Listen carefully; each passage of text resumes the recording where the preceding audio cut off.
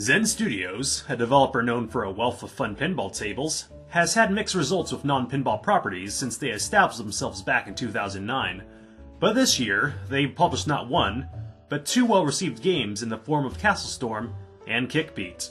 Tonight, we'll be looking at the latter of the two that brings an original spin to rhythm games.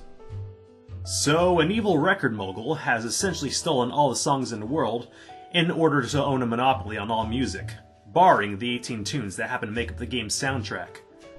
Did they take all the songs? Even Justin Bieber?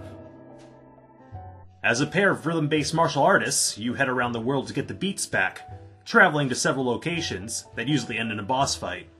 The game features two story paths that occur one after the other, unlocking new tracks as you go, and new outfits and characters for the other modes, based on your rating.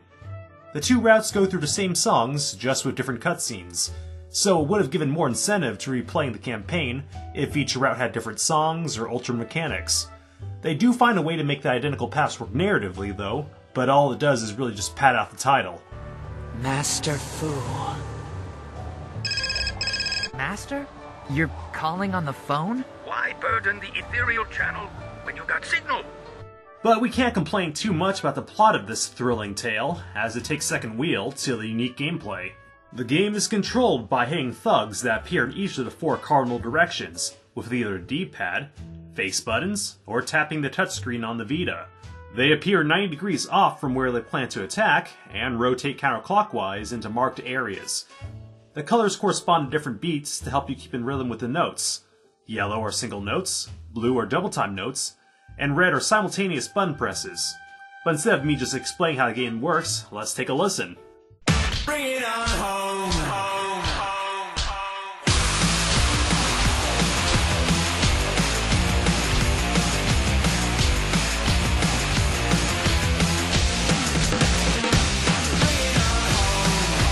Power-ups and extra points are collected by double tapping on an enemy if they have symbols over their head.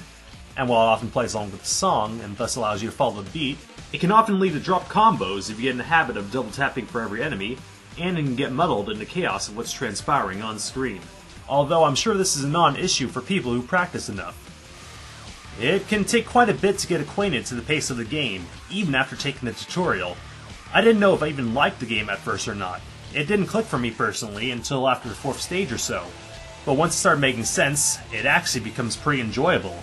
Unique battles and harder difficulties change up the gimmicks, as well as punish those who can't keep up.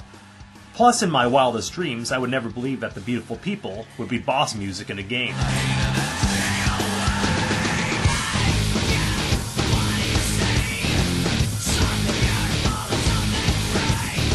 The playlist of songs is a cute assortment of tunes, including hits from POD, Papa Roach, and Rob Zombie.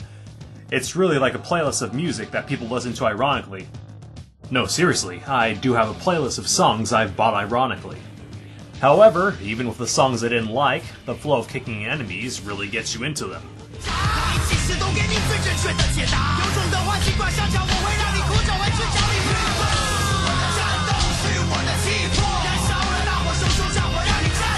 The note charts were well made, but still provide a couple of deviations, so it's not totally repetitive, as some songs do drag on in terms of length. But I think it says a lot about the gameplay mechanics when I can enjoy stages for songs I dread listening to by themselves. Kickbeat also supports a custom song editor. It generates its own note chart like AudioSurf or Beat Hazard, but doesn't include an option to manually create your own, which is a shame because the algorithm for creating note charts isn't as refined as those other games.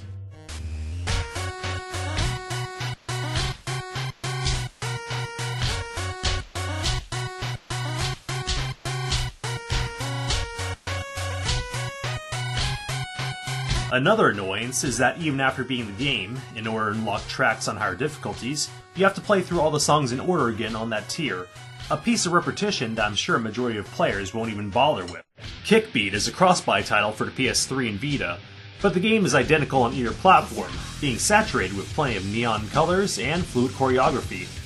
While nice to look at the first time, a lot of the animations for the player characters and enemies do repeat, and it's made even more apparent since a lot of special moves play out when you're not preoccupied with hitting notes. I'm nitpicking a bit though, because there are quite a few of them you'll see.